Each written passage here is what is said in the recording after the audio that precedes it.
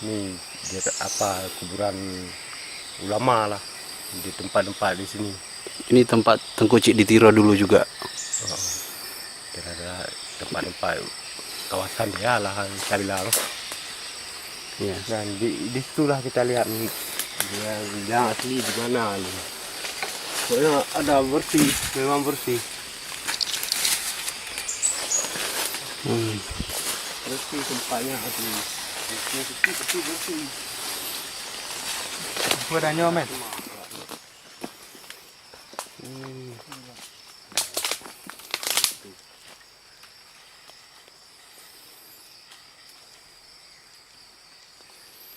Satu.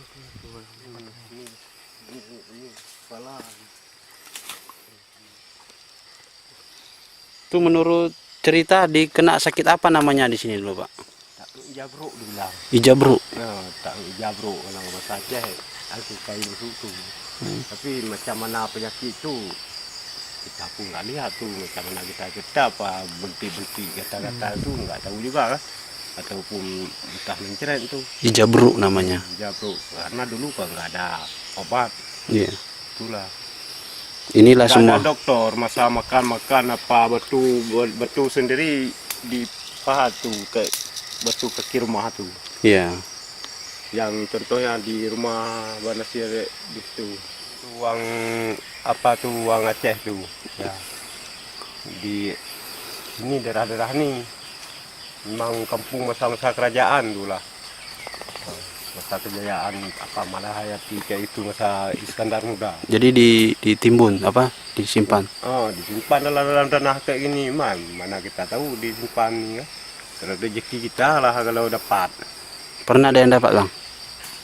Belum. Tapi cerita orang-orang tua. Oh, cerita orang-orang kampung kayak di wilayah daerah-daerah ini. Tapi kalau leceh-lecehan apa piring-piring itu ada memang banyak. Kadang-kadang di sini ada juga waktu di Beku hari itu. Ada piring-piring yang leceh-lecehan tu yang pecah-pecah tu. Macam piring bentuk dengan apa piring omrong dibilang tu. Omrong. Tapak gajah. Tapak gajah.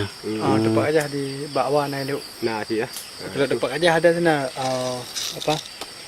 Piring daun burung tu tapak gajah. Ada juga di bawah sana. Didapat di sini. Itu ada. Mungkin ya. Oh, ya. Apa daerah sini ya. Pokoknya memang ada piring-piring kayak gitu. Memang ada tu.